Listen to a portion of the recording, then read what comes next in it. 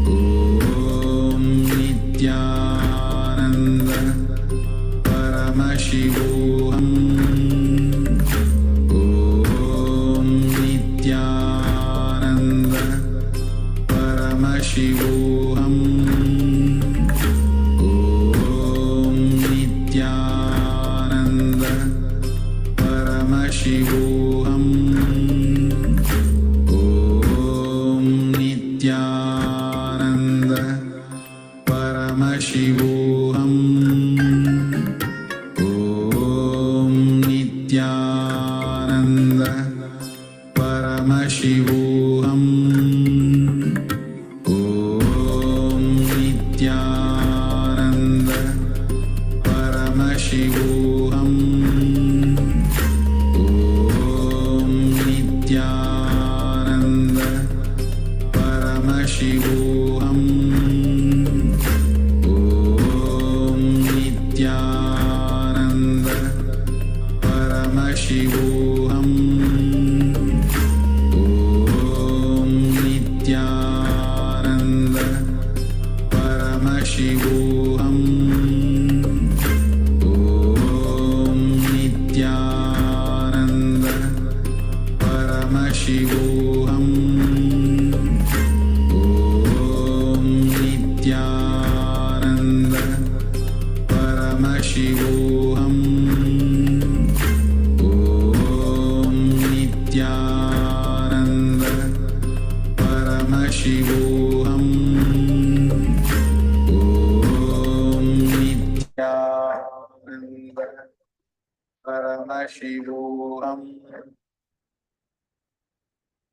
Yes, now quickly share your experience.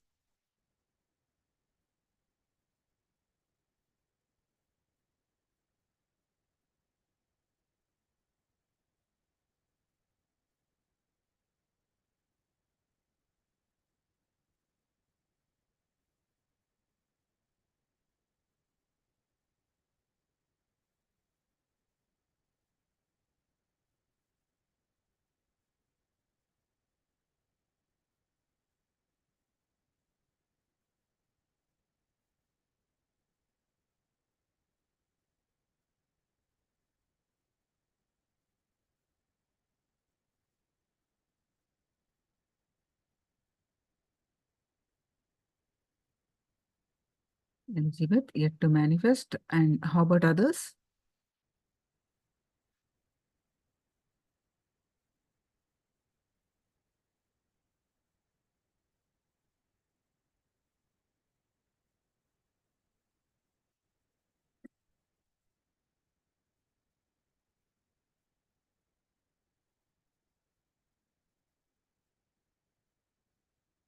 One moment felt like something pushing on the legs. Okay.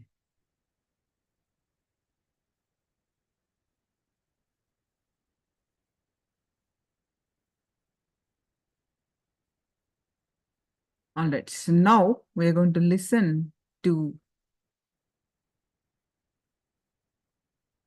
karma and healing, how that is possible. How the healing is possible by understanding the powerful cognitions of karma.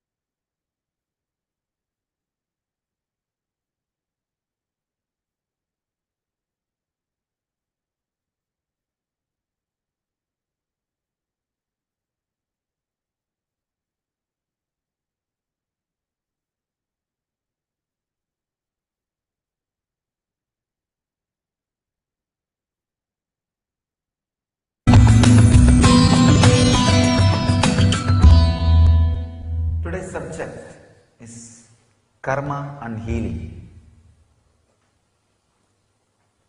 We have some researches and research reports, but before seeing the scientific researches, let us understand these two words, karma and healing.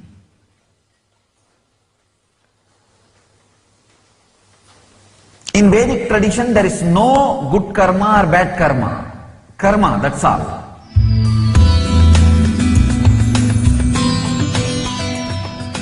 When you feel you are bound by actions and inactions, either you start liking action or liking inaction. You feel it will make you pure or impure. Then you start projecting that same thing on everybody. You corrupt your environment. You corrupt the people who live with you. Please understand. Whatever you feel as core of your life, knowingly or unknowingly, you make others believe, and all your action makes others fall in tune with that belief.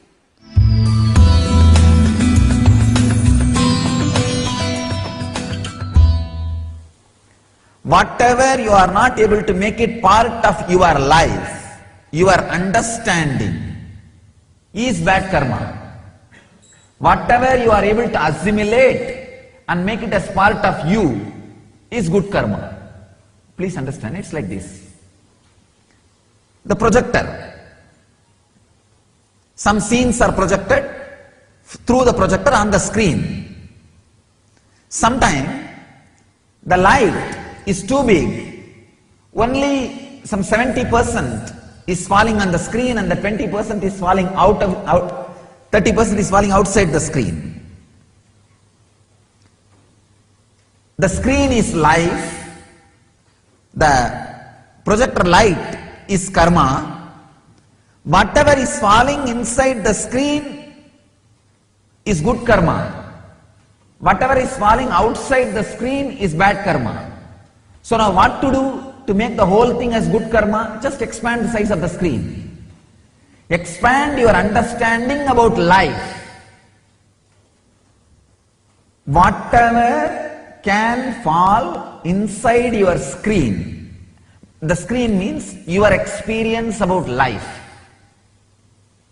is good.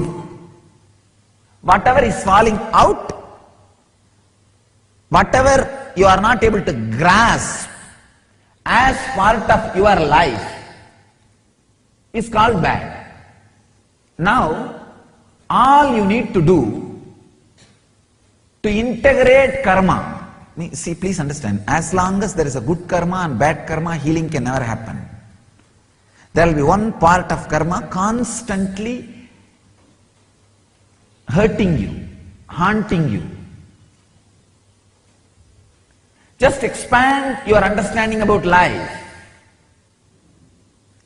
Enemies make you strong. Really, I tell you. Earlier I was thinking, for 1500 years, I'll be a living stream. Means the science, enlightenment science which I brought and which I am transmitting to human beings will be continuously transmitted with life, alive. It will be alive for 1200 years, I thought. Now I tell you, at least 5000 years. Let it be on record. When Vivekananda declared his Sangha will be a live stream of enlightenment for 1200 years. Unfortunately, we did not have a video camera. Now, fortunately, we have it. Let it be recorded, at least 5000 years. Power of a spiritual organization is defined based on how much you can bear. Understand? Not punching power, bearing power. How much you can take it. Understand about life. You will expand the screen. The whole projector scene will fall on you. There is nothing called bad karma. That is what I call surrender. Expanding your understanding about life. Because life is an unpredictable happening.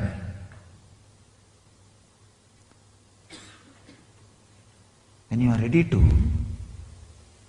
expand the screen, means your understanding about life, your experience about life, whole thing falls inside the screen. There is no bad karma.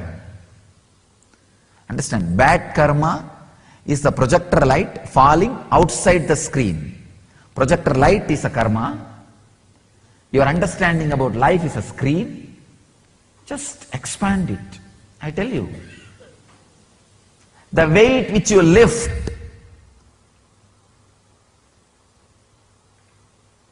is karma. The pain which you feel is bad karma. The muscle which you build is good karma. If you have the understanding, the pain is part of the muscle getting built, there is no bad karma. There is no pain. Then suddenly you will see, whole thing is good. The enemies who attack is karma. The richness which you became, the strength which you became is good karma. The pain you go through at that time is bad karma. But if you understand the richness, the strength, the extraordinary strength happens because of the pain which you go through at those moments of insecurity. When you understand that, there is no bad karma. Whole thing becomes life.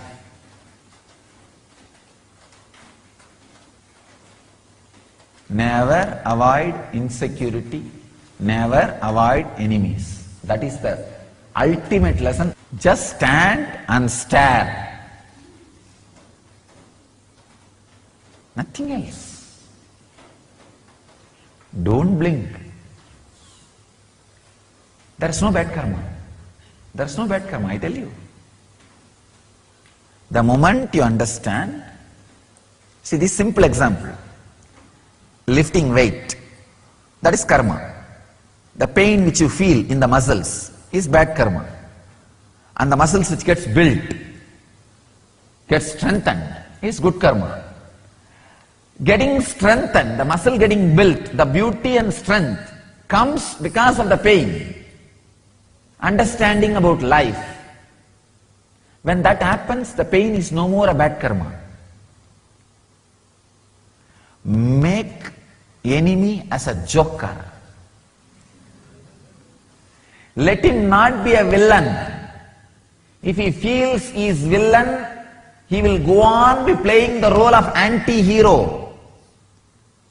The anti-hero feeling gives a tremendous strength. Make him a joker. Understand, even with life, just have this clarity. There is no such thing as bad happening in the life. Understand? There is no such thing as bad happening. There is no such thing as bad publicity. There is no such thing as bad karma in the world. Everything makes you rich. Everything teaches you new dimension of life. Life means happening. Cancer cells are cancer cells if you don't want to go for the transmission of new body. If you feel, yes, great, oh, the cancer has happened, it's okay. So now, I am also bored with the same set of people and set of mind and set of routine and set of lifestyle. It will be really nice if I have a new body and new people, new friends and new situations and new possibility and new opening and new happening and possibility to learn new language, new people, new friends and new life. Great. Come on. Let's relax and take another one body. Just expand the understanding about your life. Cancer is no more bad karma. No more bad karma. See, if you want to break candy, chocolates, if they already made one line, in some candies there will be lines. Easily it can be broken in that lines. So you can't call that line as a bad karma. Same way, if you understand the whole life, the cancer is just like a line made. Yes, now I have to break this candy. Nice, already they made a line and kept. Let me break it and do the next job. Come on, let's take up the next life. Same way, depression. When you have the depression, the possibility to create new mind is there in front of you. You can say, come on, hey. Depression means there is something seriously wrong with what I was doing, with my understandings. So it's not bad karma. The possibility of expansion is there. Let me look into it. Let me break. Let's get into next life, next mental setup. I tell you, every cancer is a possibility for new body. Every depression is possibility for new mind. Just expand the understanding. Expand the understanding. That's all, nothing else. Go on expanding the screen on which the projector light and projector scene is projected. There can be no bad karma. All incidents and happenings of your life should be inside your screen, inside your understanding about life. That is what I call living enlightenment. One more definition. All understandings and happenings of your life, possibilities of your life, if it is inside your understanding screen. See, your understanding and experience about your life is the screen. If everything is inside that screen, you are radiating enlightenment. That's all. Expand the understanding about life. No wounds, no hurts.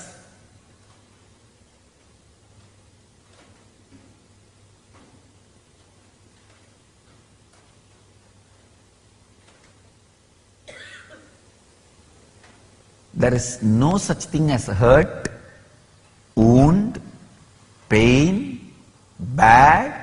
When you understand and expand your experience about life, everything makes you rich. Everything makes you rich. Everything strengthens you. Everything strengthens you. Look inside.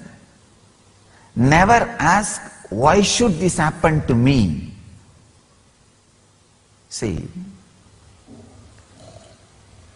I have seen in Indian villages, they will make jaggery, the country sugar.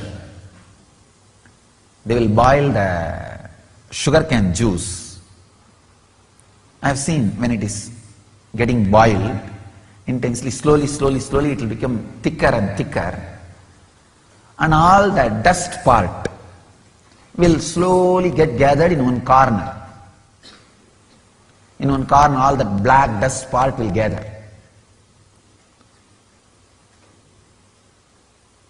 And they will take that out and they will make a different kind of a jaggery out of that dust. It's called karupatti. In Tamil they call it. It's a different kind of jaggery that is used as a medicine, understand? The dust jaggery is used as medicine. Because the dust is nothing but the bits and pieces which can't be crushed. The sugar cane pieces, the sugar cans, the little bigger pieces which can't be crushed nicely. That is the dust. So that will come up separately. When that happens, If some few mud and all falls, that cannot be used. Same way, understand. If something, see, just understand that whole process, that jaggery getting made means the sugarcane juice getting boiled. The dust part, the dust jaggery, that is what you call as bad karma. I can say depression or cancer. That is really not unusable. Only if the outside mud falls into it. Outside mud is you asking why this happened for me. Don't ask why. That is the mud. If the mud falls on the dirt, that dirt cannot be used. If the mud does not fall on the dirt will become medicine. I have seen that dirt. They will collect that dirt and make karpati, which is a medicine for ulcer, especially stomach ulcer. That's a medicine. And throat problem, throat irritation, that is a medicine. So don't question the happenings. Why for me? There is something from this happening getting added to me. If you feel that, you will become rich through all happenings. If there is no mud added to that dirt part, and one more thing, when they make jaggery, they will not remove the dirt part till this completely become hard. Because till the last moment from the dirt part, the juice will be getting sucked into the main jaggery part.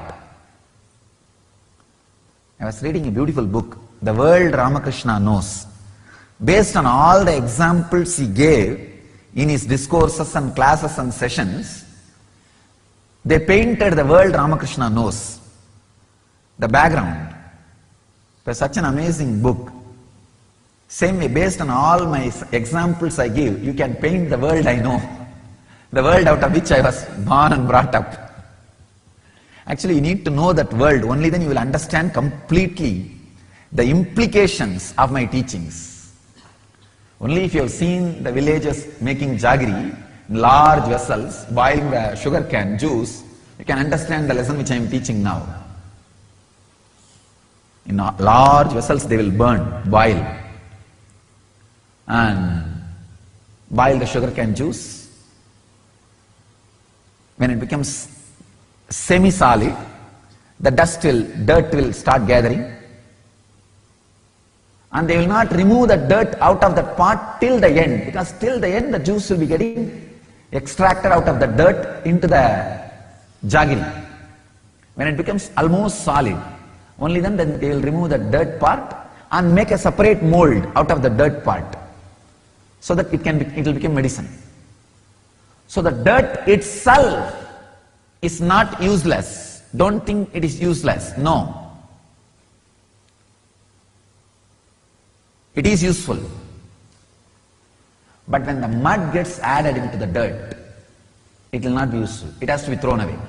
If there is some big breeze and the mud comes and falls on the dirt, it cannot be used. Same way, when you ask the question, why this happened to me? The dirt has fallen, and the mud has fallen on the dirt part. Bad karma. You made bad karma now. Instead, see very clearly, even from the dirt, something is making me rich. Something is happening. When you wait without removing the dirt and observe, all the juice and lessons you need to learn from the dirt will be taken into the main jaggery, the good karma. And after that also, even that essence dirt will become medicine. So there is no bad karma. There is no bad karma. Any incident happens, makes you rich, makes you richer than what you are. Understand, life is paradox. When you are not interested in living with paradox, you will not have life. You will not have life. Life is conflict model. Understand? Life's model is not square or round or rectangle or triangle. Life's model, if you want to know the geometry of life, understand, it is called conflict model. This is the geometry of life, conflict model. But you go on trying to make rectangles, triangles, circles, squares out of life. But how much ever you cut and remove, finally there is a bit which you can't make either square or rectangle or quadrangle or triangle or circle. And you can't swallow that bit which was left. You call that as bad karma. Whatever you can call and cut as a square, round, rectangle, quadrangle, triangle, sometimes little artistic like a lotus, whatever you can get it and cut it and take it out, you call all of them good karma. And the bits and pieces left, out of which you can't make anything, you call that as bad karma. No. No. Life is conflict model. The geometry of life is conflict model. Understanding, just constantly go on expanding the understanding muscle. See, just like how these bodybuilders go on using the weight and expand the muscles, even with little pain. Same way, go on adding the understanding as weight in your hand and expand the muscle of your life, the screen of your life.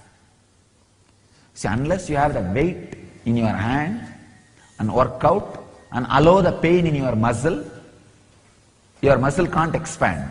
You can't build a body. Same way, unless this understanding is a weight, take it in your hand, understanding about life, expand every moment your life with this understanding. Life's geometry is conflict model. There is no clear-cut left, right, square, rectangle, quadrangle, circle, triangle. Go on expanding your consciousness, muscle of your consciousness, with this weightlifting, with this understanding as a weight. You will build your consciousness. You will build your life. Just like bodybuilding, we can say this is a science of life building, science of consciousness building. People spend so much time on bodybuilding. They need to understand and spend at least little time on consciousness building.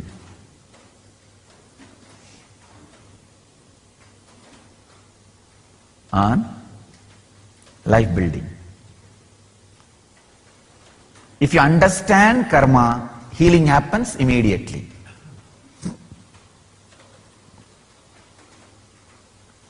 Understand, there is no such thing as bad karma. Bad karma is only one thing. Asking why this happened to me. That's all.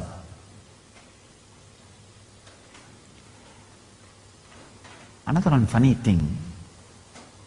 If you go and hit at the wall and say, why there is a wall here? I should be walking through this way. Why is a wall here? And you go on hitting. Who is going to suffer? then you will blame the person who decided to build, then you will blame the person who built, then you will blame the person who funded it, then you will blame the person who poured water to it, then you will blame the person who painted it, then you will blame the person who is not demolishing it. Without understanding the simple science, door is other way.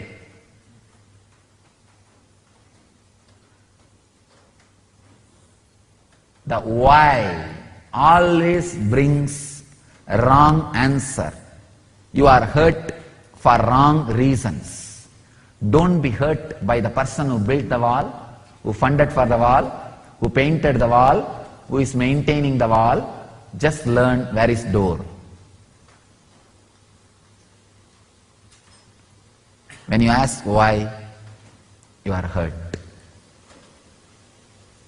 Hurt, and you put wrong people as reason for your hurt. When you find wrong reason for your hurt, be very clear, it can never be healed. It can never be healed. It can never be healed. It will just stay in you as a wound forever and ever. Because you created it with the wrong reason. It's like a mud being added to the dirt. Once that happens, the dirt can never be used as medicine and it can never be useful for any more. After that, separation is not possible. Maybe you can grind and mix it in water and filter it. It's almost like taking one more bath.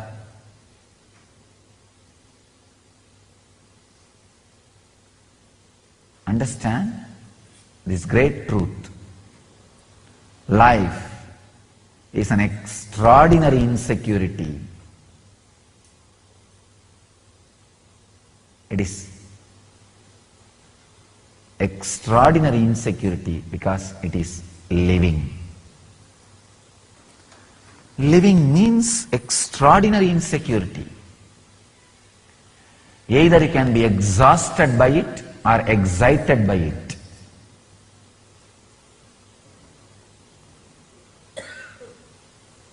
If you are exhausted by it, you need entrainment. If you are excited by it, you are enlightened.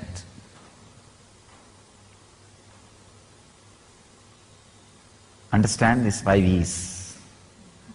Life is an extraordinary uncertainty. Either you can be exhausted by it or excited by it. If you are exhausted, you need entrainment. Don't go for entertainment. Entertainment means diversion. No.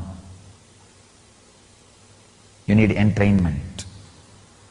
If you are excited by it, you are enlightened.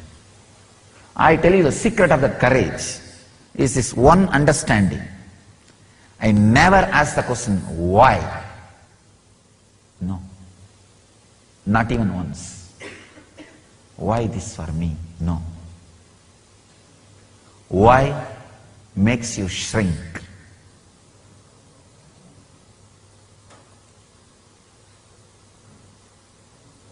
Now, what can be done? What should be done? Makes you expand.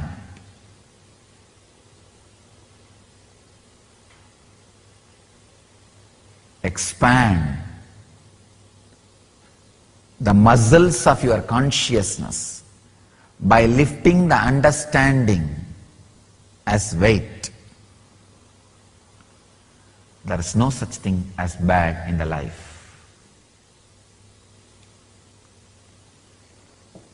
When you understand karma, there is no bad karma, there is no good karma.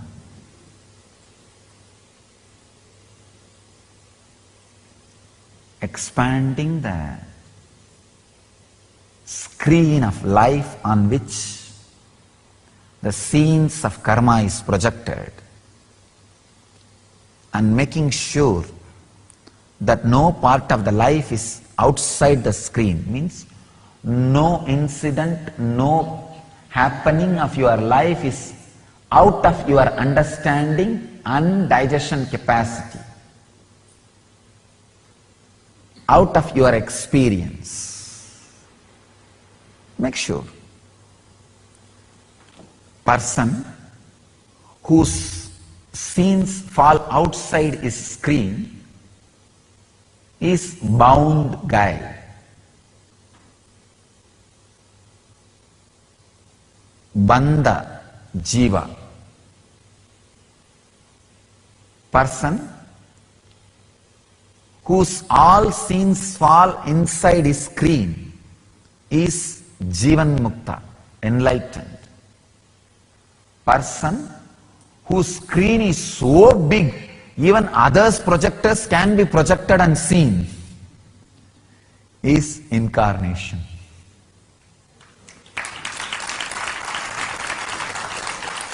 Who has place so vast, even the others' projector scenes can be there.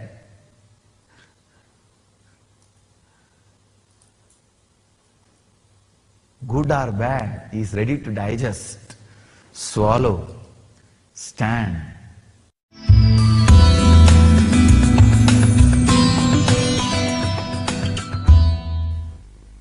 Karma.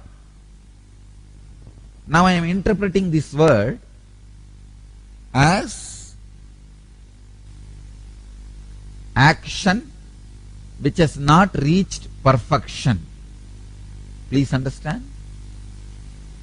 Action which has not reached perfection. When the action reaches the perfection, it liberates you. It disappears from the cosmic ocean. Please understand. Action is like a ripple effect. When it reaches the boundary, it disappears. Any ripple effect, when it reaches the boundary, it disappears. Karma is the action which has not reached its extreme, which has not seen the end, which has not seen the perfection. The moment karma sees the perfection, action reaches its perfection, action sees the end, it experiences the extreme. Suddenly, please understand, suddenly it disappears. For example, you throw a stone in a pond. The ripple effect is created. The moment it reaches the end, the moment it reaches the bank, the moment it reaches the perfection, the ripple effect disappears. Now the pond swallows the stone and the ripple effect created by the stone. Done. Same way, when an engram is thrown on you, what is created is karma. When that reaches its perfection, its extreme end, karma is liberated from you, you are liberated from karma.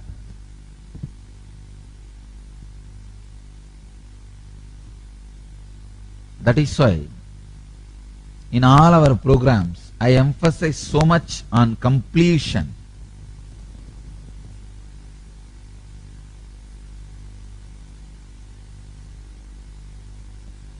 Karma is an unfulfilled action, unfulfilled engram. Please understand. It's unfulfilled engram. For example, you have some strong anger, hiding anger about your parents, about your sister, about your family members. That's a karma. Now, unless you complete it, unless you make it perfect, complete, you will not be relieved from it. At some situation, very difficult situation, that engram will come up and it will be so strong, knowingly you will put yourself in a big mess. Understand? Knowingly you will put yourself in big mess. It is not that all the time people put themselves in a big mess unknowingly. No. Knowingly you put yourself in a big mess.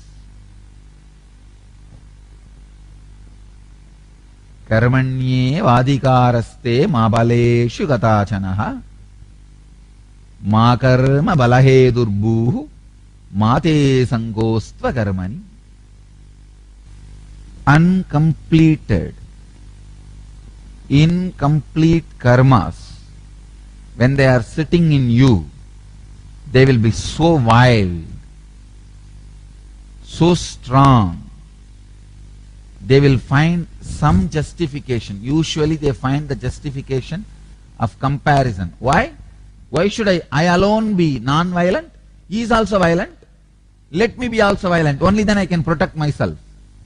Understand? By all your justification, you may try to be a violent. That is not going to protect you. He will also be in a soup. You will also be in a soup. That's all. Both of you can swim in the same soup. That is not going to solve your problem. He will also be in a chaos because he is violent. You will also be in a chaos because you are violent. Understand? Minus, plus, minus, plus, minus is not plus in the cosmic law. Only in mathematics, minus plus minus is plus. No. In the cosmic law, it does not apply. Minus into minus is not plus. In cosmic law, minus, minus, minus. Understand? Just because he does bad karma, your bad karma is not justified. Then you come up with something. Practicality. What is practicality? No. In this plane, this is only possible. Then suffer that plane sufferings. I have seen many people. No. What you are talking is great, Swamiji, but it's a spiritual plane. People are in normal plane, so I have to work in the normal plane. Then you have to have the sufferings of the normal plane also. Then you have to go through all the problems and sufferings of the normal plane. When the disease, problems, sufferings of the normal plane comes, then you suddenly say, oh, my whole life I listened to your teachings, I lived you as you showed, and I prayed to you. What is this, Swamiji? Where am I? Oh God. All that time, you had one big weapon called being practical, or this plane as a protection from my teachings. That's the right word I'll use. Now there's a new paint, commercials are going. If you paint it on the wall, no water will penetrate the wall. They show it, they take a small hand mesh and put that paint all around and pour water, and water does not seep. Water does not go through the mesh, and the fish can stay in that. Same way, you have put a special paint coat on you so that my teachings cannot enter into you. See, with this great verses, the only trouble is when you are supposed to live it, apply it, you say, for practical purposes, I think I can bend this much. It's okay. If you are bending for practical purpose means what? This plane of existence. Then suffer all the sufferings of this plane of existence. Be very clear. Karma is actions which have not yet become perfect in you. When you complete them, you are also liberated from that samskara engram. The engrams are also liberated from you. Understand? All bondages are always for both. All liberations are always for both. If it is a bondage, it is for both. If it is a liberation, it's for both. If karma, if you are bound by the karma, karma is also bound by you. If you are liberated from karma, karma is also liberated from you. That is why I am saying every action, completion of the action is really directly helpful for you, will directly liberate you, will directly lead you to the higher existence. Complete every action you take it up. Just for completing. Because it is there, you have to complete. That's all. Don't bother about the rewards. Don't bother about the results. Don't bother about anything else. Complete just for completing.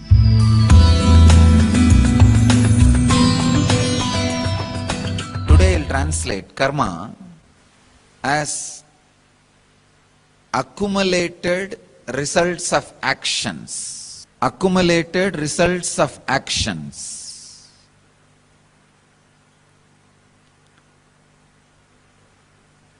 Yogi does not have accumulated results of actions because the instrument with which the accumulated results are experienced, the mind or the body with which the accumulated results are experienced, does not exist for him. Because he resides in a space where there is no accumulated results are touching, so the logic with which the effects of accumulated karma works around the master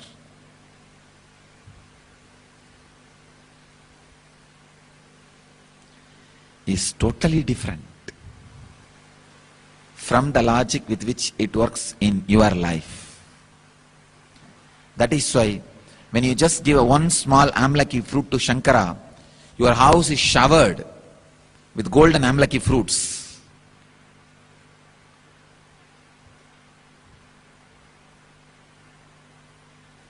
When you just try to give little poison milk to Sri Krishna, like Budana, the whole life is sucked out.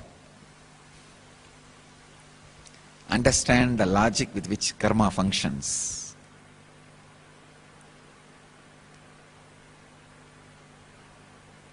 Why Patanjali says yogi does not have good or bad karmas?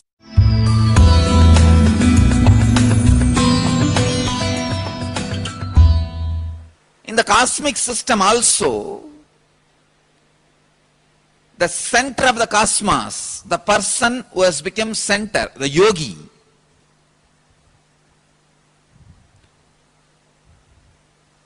has a freedom to play with karma, to go beyond karma.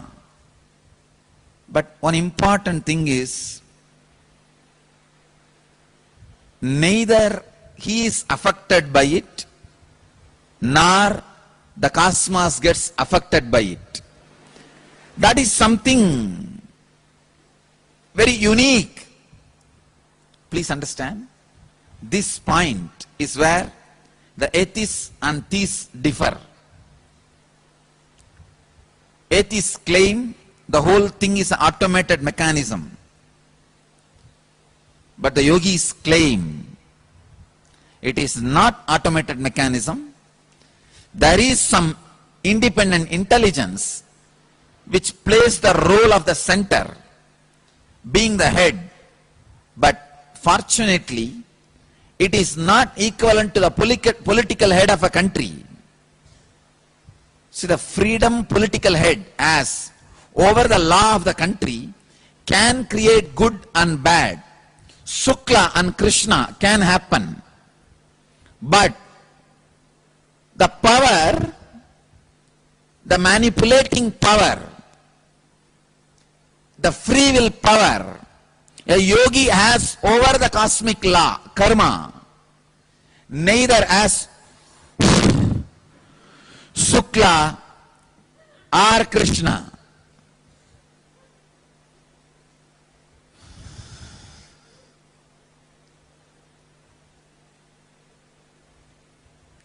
Neither creates good nor bad. Over the cosmic law, the independent intelligence, the capacity to manipulate, which yogi possesses.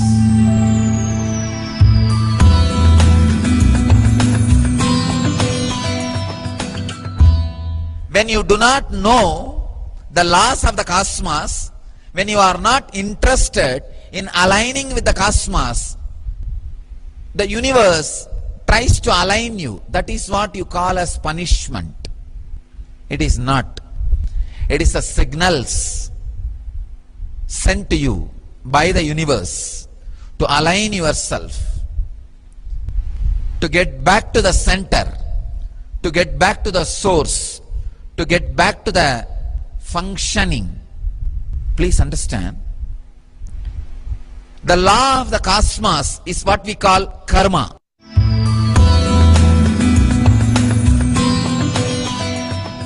All rivers flow into the ocean and disappears into the ocean. Ocean never overflows or reduces. It neither dries nor overflows. Abhuyamanam achala pratishtam samudra baba pravishanti yatvat. There is no such thing as bad karma. If you understand karma,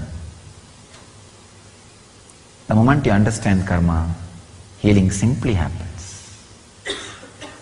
Simply, spontaneously and naturally, healing happens.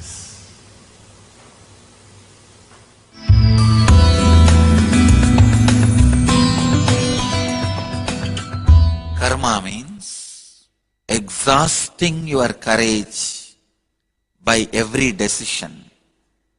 Every decision make you feel the shoulder pain and exhausted. Oh God, I can't take any more decision. I am going to collapse. Then again, next moment, the next decision you take should make you collapse. I tell you, every time when you stand the decision which makes you feel like you will collapse, your shoulder becomes more strong. It's like workout only. First you use 10 kg dumbbells. You feel you will collapse, you can't handle the pain. But one day you handle the pain and work out, your stamina increases. Next day you can lift 20 kg. Same way. Today you take one risk, jump, your mind says, no, I am exhausted, I am collapsing. Handle. Next day you will take stronger risks decisions. Just like workout for body, this is workout for mind. Karma means ability to take decisions which exhaust your confidence. If you are not exhausting your confidence every day, be very clear, your life is going to be like a body which is never moved or made to work.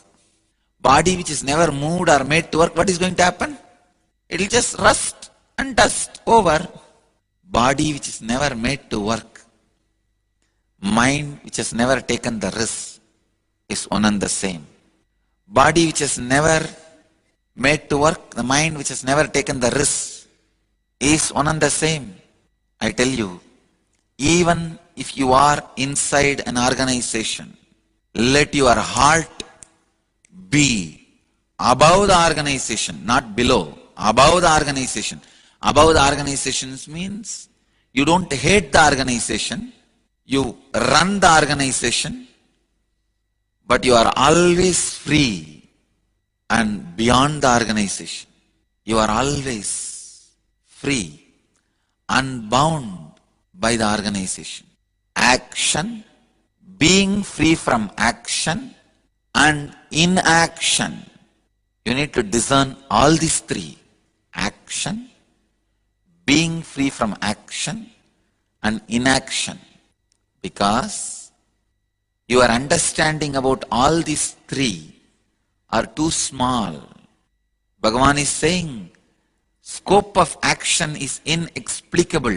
Now I am explaining, understand. The real scope of action means exhausting your confidence, courage to take the decisions which exhaust your confidence. Every day, the decisions you made, the work you did should tire your body. The decisions you made should wither your mind. Then you have the yogic body and Vedic mind. Understand? I am defining yogic body and Vedic mind. The work you did whole day, by night your body should be tired and fall asleep. The risks, the decisions you took with your mind should just wither away and fall into the abyss of peace. Fall into sleep. Only then you have yogic body and Vedic mind. Any man who lives just as disorganized, lives like animal and dies. Who lives organized, lives like a mediocre human being and dies. Who lives in organization, beyond organized, by exhausting his body through intense work, by exhausting his mind, by taking intense risks and courageous decisions, he lives as God and never dies. Karma means exhausting your body by work and exhausting your mind and confidence by taking risks, risky decisions. Next. Play your game always on the edge, never on the safe ground. Always walk on the rope, not on the road. Walk on the tight rope. Always. Your whole life will be alive. When I say walk on the tight rope, even if you fall, there will be net to hold you. There will be a net below to hold you. But don't look down and verify whether there is a net or not and then start walking. The moment you did that, the net will not only will not be there, will not be seen by you. It may be there, but it will not fall in your eyes. When I say walk on the tight rope, even if you fall, there is a net to hold you, and you don't look down and you just walk. You are a real disciple. The moment you look down and try to see the net, I'll ensure your eyes does not see the net, and you walk continuously with doubt, or you curse me and get out of the rope. He said there is a net below protecting me, but when I look down, it is not there. He's a liar. You get out. But when you look down, I will make sure net does not fall in your eyes. Because if you know logically there is a net below, then it is not risk. Then walking on the rope is not going to put you in your ultimate, in your peak. But if you trust there is a net, because he said, and walk, that is going to put you in your ultimate. I tell you, always walk on the tight rope, nor never on the road. That is karma.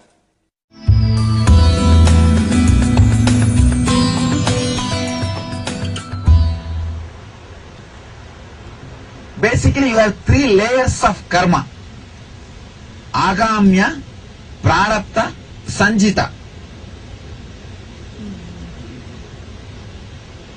Sanjita is the karma which is like a bank, reserve bank. Whatever you did in your life, see, not only in this body, you have taken millions of bodies. In millions of bodies, whatever you learnt, you did, all those engrams put together is called sanjita. They use the word even samuchita. That's also one more Sanskrit word they use, sanjita. All of you are able to see? A little big I should write. Okay? Then, next, prarabdha. Prarabdha means from this bank you collect little bit and create your body and decide to enjoy all those karmas in this body. Hey, apne. This is prarabdha.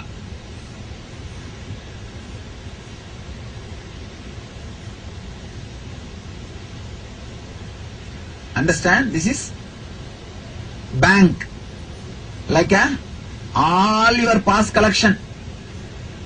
That's huge account. You don't know when that will disappear or anything. And bank means, don't think some collection saving. It's a debt, actually credit. Credit only. You have to finish them out. This is the prarabdha. Prarabdha is the little bit which you brought to enjoy or exhaust through this body. And the third karma, this is the worst thing. Agamya, after coming down, you start collecting. That is the worst thing. Agamya.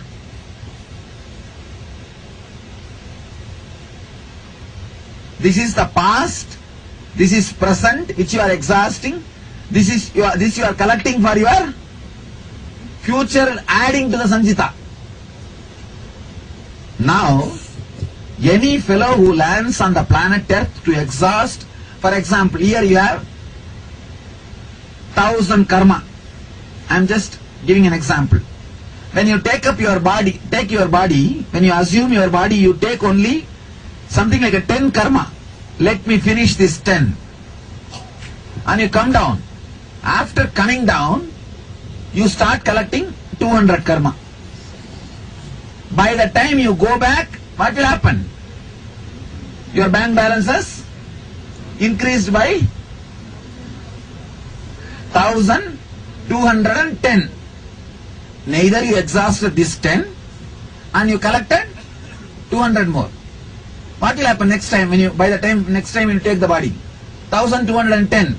Then again you take 10 and come down and collect some more. This becomes a vicious circle. This is what we call Janana Marana Chakra. Continuously taking more and more and more bodies and dying, body, dying, body, dying.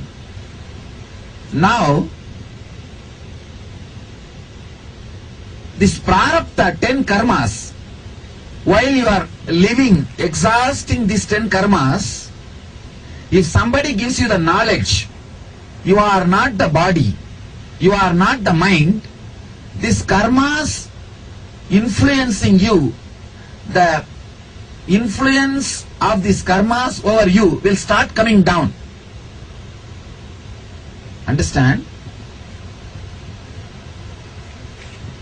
For example, in this 10 karma which you brought when you took the body, say, this 10 prarabdha, for example, in this 10 prarabdha karma, if you have 3 karma which will put you in depression, means 3 samskara, 3 engram which will put you in depression. 3 engram, depression engram, we can say D, depression engram. Whenever the 3 engrams put you in depression, if you learnt how to come out this 3 will start losing its power over you. It means what? In the 10, 3 has become less. 3 has become less. Whenever you reduce the influence of prarabdha on you, you are accumulating new karma. Agamya will come down. How you know? These 3 karmas have got, these 3 some engrams have got power over you to put you in depression. If they have the power to put you in depression, if you continue, if you obey those engrams and fall in depression, these 3 will not be just 3, they will become 10. That 7 only is called agamya. You understand? So whenever you cooperate with prarabdha, you collect agamya. Whenever the prarabdha loses its influence over you, you stop collecting agamya. So when this influence, this 10 engram influence over you stops, means the agamya collection will stop. Bringing you back to the joy or the pure inner space, the unwavering, undisturbed inner space not only reduces prarabdha's influence over you, stops the number of engrams getting collected as agamya. Is there any doubt? If you have any doubt, put it as a question, I'll answer. Today we will just grind this idea, this one idea. This one idea will churn in your head or drill in your head. This one idea. Initiation means the ideas, knowledge which brings you out of these depressive thoughts. Which brings you out of the depressive thoughts means the knowledge which brings you out of the influence of these 10 thoughts. Prarabdha is what we call initiation. Welcome to Inner Awakening, the most powerful personal transformation retreat you could ever experience. In just 21 days, thousands are already experiencing the shortest route to constantly high energy levels, visible anti-aging, healing of chronic diseases, fulfilling relationships, and higher states of consciousness. What is the secret behind this transformation?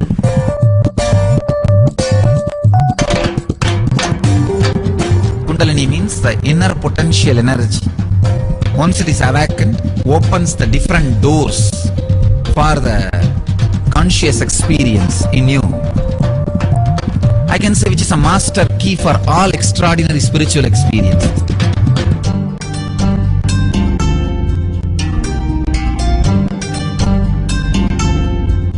This extraordinary program is conducted personally by Paramahamsa Nithyananda in the vibrant atmosphere of Nithyananda Dhyanapitham Ashram.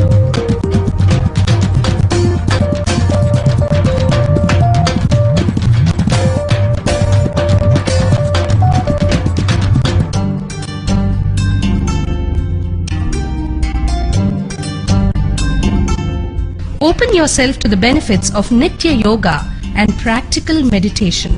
Experience physical and mental health. Yes, now please go ahead and post what is your understanding.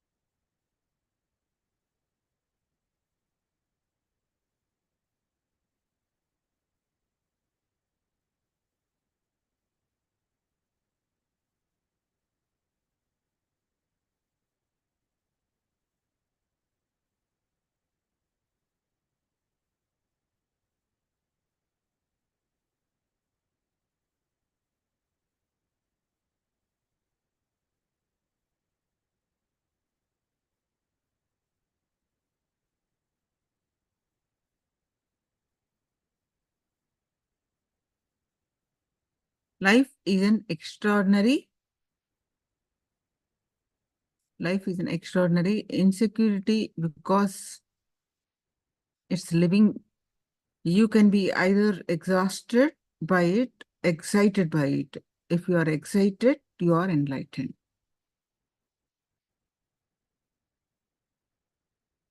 Wonderful, Mom.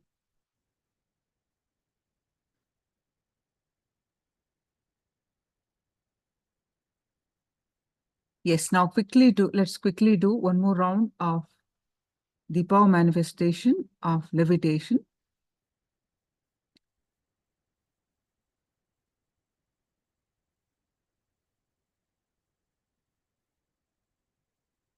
Thomas, live life intensely on the earth. There is no bad karma. Expand your understanding of life, and what might be perceived as bad karma will enrich you also. Wonderful. So let's do the power manifestation. So with these powerful cognitions, please sit to manifest the levitation. How to sit? Your legs in Padmasana or cross-legged. Sit down and make sure you have nothing around you, and your legs are cross-legged or Padmasana. Your hands are in Samana Mudra. Lock your hands, lock your palms and put it in your lap. Your head, neck, back, straight line.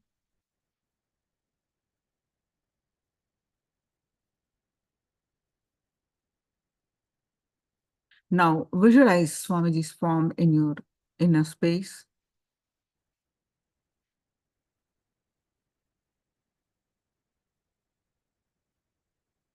Complete awareness on your third eye.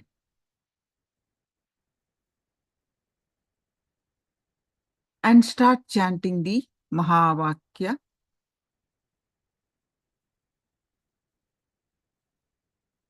And experience the space of oneness.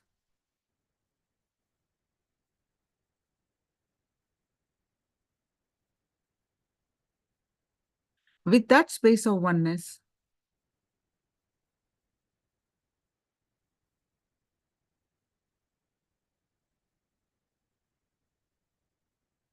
declare to levitate, lift off the ground.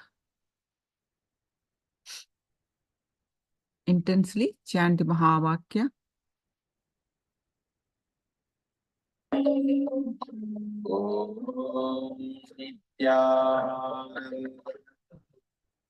Paramashivoham Nithyananda Paramashivoham Nithyananda Paramashivoham Nithyananda Paramashivoham Nithyananda Paramashivoham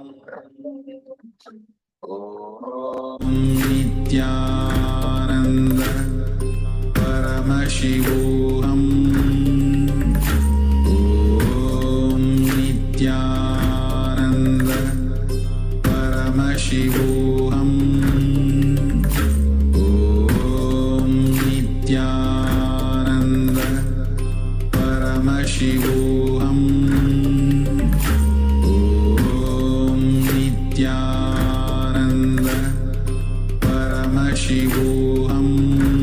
Paramashivoham Nithyananda Paramashivoham